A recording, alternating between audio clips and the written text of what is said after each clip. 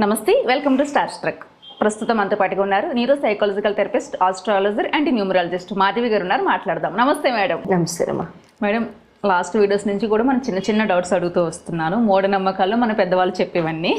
అలాగే క్యాట్, పిల్లి ఎదురొస్తే చాలామంది అశుభంగా భావిస్తారు. అందులోనూ నల్ల పిల్లి అయితే ఇంకా కొంచెం భయపడుతూ ఉంటారు, బయటకు కూడా వెళ్ళరు.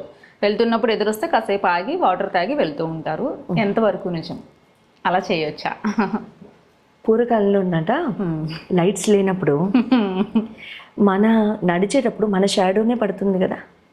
అవును. మన షాడో పడుతున్నప్పుడు ఎప్పుడు కూడా నీడని చూసి భయపడే వాళ్ళని కూడా చూశాను నేను. జల్లుగా భయపడతారు కూడా. అది చూశాను అంటారు ఎందుకు? మన నీడని మనం చూస్తే మనం భయపడవా? గబుక్కుని భయపడతాం. సో మన నీడని చూస్తేనే మనం భయపడతాం. నల్ల పిల్లి అన్నప్పుడు ఇంకా దాని ఫామ్ అనేది క్లియర్గా కనబడదుగా, మొత్తం నల్లగా ఉంటుంది, కళ్ళు మాత్రమే కనపడతాయి. అది నల్ల పిల్ల అక్కడున్నా షాడో అక్కడున్నా ఒకేలా ఉంటుంది. జనరల్ గా చీకట్రు అది కూడా మళ్ళీ. అప్పుడు ఆ షాడోని పిల్లి రకంగా కనపడిందిట ఎవరికో. నేను ఇక్కడ ఇది ఒక స్టోరీలో చదివాను ఎప్పుడో. అప్పటి నుంచి అది నల్ల పిల్లి అనుకుని నల్ల పిల్లికి అంటగట్టేశారు దాన్ని. ఓకే. అంతేగాని అది షాడోనే. అది ఎవరి షాడో అనేది ఇప్పటికీ ఎవరికి తెలియదు. ఓకే. ఏ షాడో అయినా మంచిది కాదు.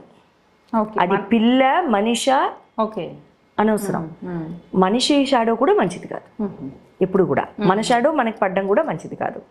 అది పాయింట్ నెంబర్ 1. పాయింట్ నెంబర్ 2, పిల్లి జనరల్గా ఎప్పుడైనా ఎదురొచ్చినప్పుడు మనల్ని ఇంట్లో పెద్దవాళ్ళు ఎలా అయితే జాగ్రత్త అని చెప్పి పంపిస్తారో అలా పిల్లి మనకి చెప్పి పంపిస్తుందని అంటారు. ఏదో జస్ట్ తడబడతావనో, ఒక రాయి తగలబోతోందనో, కాలు మడత పడుతోందనో, చిన్న దెబ్బ తగలచ్చు తగలకపోవచ్చు, కింద పడతామని రూల్ లేదు. ఇంటిమేషన్ అంతే, హెచ్చరిక. వార్నింగ్ హెచ్చరిక కూడా రాంగ్ వర్డ్లే. అంటే జాగ్రత్త సుమా అంతే.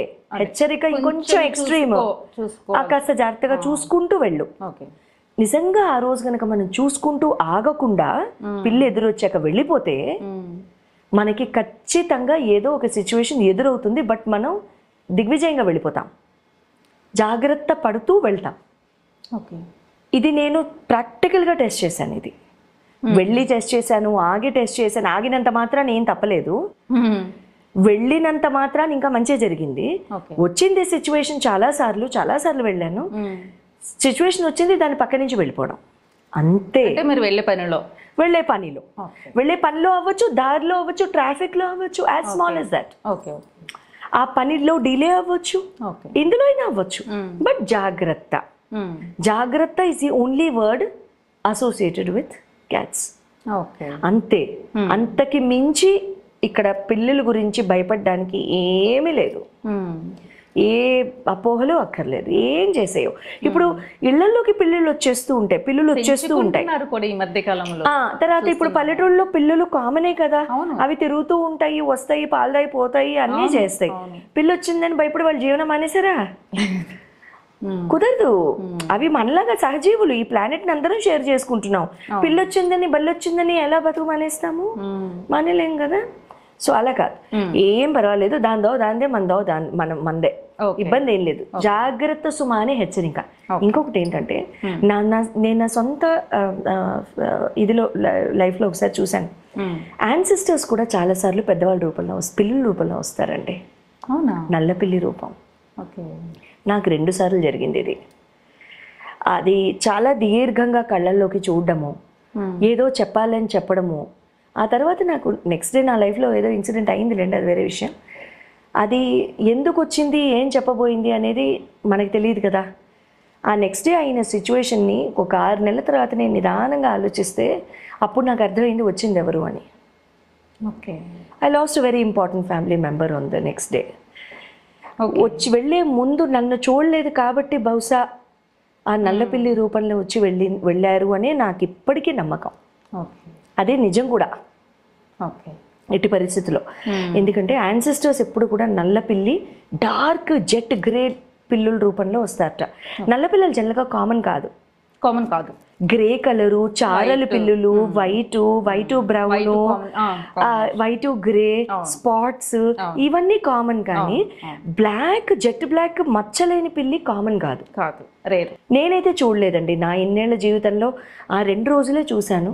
ఆ 2 రోజులే తాను వచ్చి వెళ్ళింది. ఆ 2 రోజుల తర్వాత నాకేమైంది అనేది నాకు తెలుసు. కానీ బట్ అది ఐ బిలీవ్ సెయింగ్ దట్ ఆ యాన్సెస్టర్, వెళ్ళే యాన్సెస్టర్ కానివ్వండి, వెళ్ళబోతున్న యాన్సెస్టర్ కానివ్వండి, వాళ్ళు మనకి వచ్చి మనకి జాగ్రత్త చెప్పి వెళ్ళడం అనేది చాలా, ఇంకా ఎక్కువ మాట్లాడితే నేను ఏడుస్తాను. సో ఇంతటితో ముగిచేద్దాం. సో అది అలా జరుగుతుంది. సో యాన్సెస్టర్సే వస్తారు. నెగిటివ్ కాదు. లేదండి, మనకి బయటకు వెళ్ళినప్పుడు ఎదురొచ్చినా ఆగాల్సిన పని లేదు. మైండ్లో ఏ నెగిటివ్ థాట్స్ పెట్టుకోవాల్సిన అవసరం లేదు. చక్కగా జాగ్రత్త చేసుకుని వహిస్తూ వెళ్ళిపోండి అంతే. ఏదైనా అడ్డొచ్చింది, గబుక్కుని ఎవరు అడ్డొచ్చారు, కాస్త నిదానంగా, రోజు మీరు 60 స్పీడ్లో వెళ్తారు, ఆ రోజు 40లో వెళ్ళండి. మీకు జాగ్రత్త చెప్పడానికి వచ్చింది అంతే. అంతేగాని మీకు కీడు శంకించడానికి రాలేదు. జాగ్రత్త అనేది ఇన్ జనరల్ గా మనం బయటకు వెళ్తున్నప్పుడు మన పెద్దవాళ్ళు కూడా ప్రతి ఒక్కరు జాగ్రత్త చెప్తూ ఉంటారు. అంతే కదా. ఇప్పుడు కో స్పీషీస్ అండి, ప్లానెట్ ని అందరం షేర్ చేసుకుంటున్నాం. అందరం ఒకటే ప్లానెట్ ని షేర్ చేసుకుంటాం. ఎవరి స్పేస్ వాళ్ళది. సింపుల్. అంతే కదా. వాటికి జస్టిస్ ఉంటుంది. నిజంగా పాపం వాటి కోట్లు ఉంటే అవి కూడా వేసేసేయి మన మీద. మా మీద వీడియోలు చేస్తున్నారు కదా. మామూలు నెగిటివ్ చేయడానికి మీకు ఎక్కడ హక్కు? మేము ఏం చేసాము? మనం మనుషులం కాబట్టి ప్రతి దానికే రైట్స్ అది ఇది అంటూ మనకి గొంతుంది అరుస్తాము, హక్కులు ఉన్నాయి అనుకుంటాము. కో స్పీషీస్ అండి, సింపుల్ గా కో స్పీషీస్, సహజీవులు. వాటికి బతికే అదృష్టం ఉంది. మనము వాళ్ళు కలిపి పంచుకుంటున్నాం అంతే, అందరం. అంతే. మీరు అన్నట్టుగా పల్లెటూరులో ప్రతి ఇంట్లో పిల్లలు తిరుగుతాయి. అదొక మన ఫ్యామిలీ ఒక మెంబర్ లాగా ఉంటాయి. వెళ్తుంటే వస్తుంటే నిజమే. భయపడాల్సింది ఏం లేదండి. ఓకే. ఓకే మ్యామ్, నమస్తే.